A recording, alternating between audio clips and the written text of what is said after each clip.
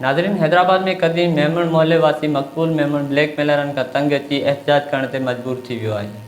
उन ॾस में press club Hyderabad में मक़बूल मेमण प्रेस कॉन्फ्रेंस कंदे चयो त असां शरीफ़ माण्हुनि खे कुझु ब्लैकमेलर माण्हू तंग पिया कनि।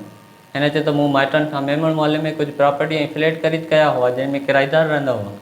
मक़बूल मेमण चयो त फ्लैट ख़रीद करण खां पोइ मूं फ्लैट ख़ाली कराइण लाइ किराएदारनि ॾांहुं नोटिसूं माणिया त हू फयाज़ शाह वटि पहुची विया। हिन चयो त फयाज़ शाह चयो त मां हिननि ग़रीबनि जी कुझु मदद करियां त जीअं हू फ्लैट ख़ाली करण जी सघ रखनि ऐं किथे वञी घर ॻोल्हनि। एहतिजाज कंदड़ चयो त असां सैयद फयाज़ शाह तां उन्हनि किराएदारनि खे रक़म बि ॾियारी, पर पोइ बि हाणे हू असांखे मुसलसल ब्लैकमेल करे ज़बरदस्ती लॾाइण जा इल्ज़ाम हणी रहिया आहिनि।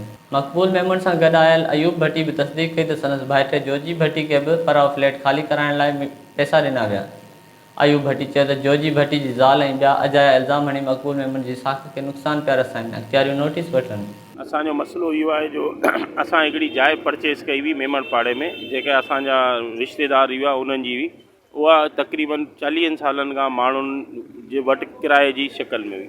जॾहिं उहा असां जाइ वरिती त पोइ उते जेके 8-9 ॼणा किराएदार हुआ उहे उन इलाइक़े में असां वटि सैयद फयाज़ अली शाह मोतबर इज़त वारो माण्हू आहे, हीअ सभु 8-9-10 ॼणा जेके हुआ, मथे 4 फ्लैट हुआ, हेठि दुकान हुआ, उहे विया फयाज़ शाह वटि त हीअ जाइ कमर ऐं मक़बूल वरिती आहे। असां एक्चुअल वियासीं पे कोर्ट में त हिननि खे लीगल नोटिस ॾियारियूं, उहो किरायो ई कोन ॾींदा हुआ।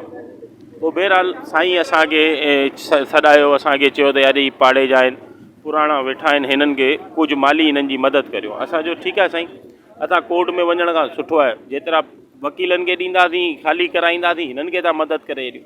उन खां पोइ इहो हिकिड़ो सिलसिलो शुरू थियो माण्हुनि खे पैसा ॾियण जो।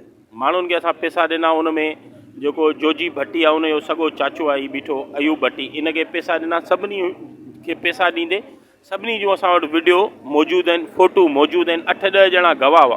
मुंहिंजो मक़बूल मेमण नालो आहे ऐं पुराणो रहवासी आहे मेमण पाड़े जो। असीं 100 सालनि खां थी रहंदा आहियूं। हीअ जेके यतीम नियाणियुनि जी प्रॉपर्टी हुई, जिन जो भाउ बि गुज़ारे वियो, पीउ बि गुज़ारे वियो, उन्हनि जो केर बि अॻियां पोयां कोन हो। मुंहिंजे घर जे साम्हूं उन्हनि जो घर हो।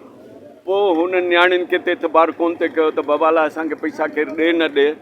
पोइ हुननि असांखे अप्रोच कयो। असीं वापारी माण्हू हुआसीं, असीं विच में आयासीं। असां हुननि सां सौदो करे जाइ उहा वरिती ऐं पोइ मुख़्तलिफ़ माण्हुनि खे, फयाज़ शाह जो भाउ बि उते रहंदो, मुख़्तलिफ़ माण्हुनि खे साईं फयाज़ शाह जे घर असांखे सभिनि खे किराएदार विया। पोइ साईं बि असांखे सॾायो त बाबा हिननि खे कंपनसेट करियो।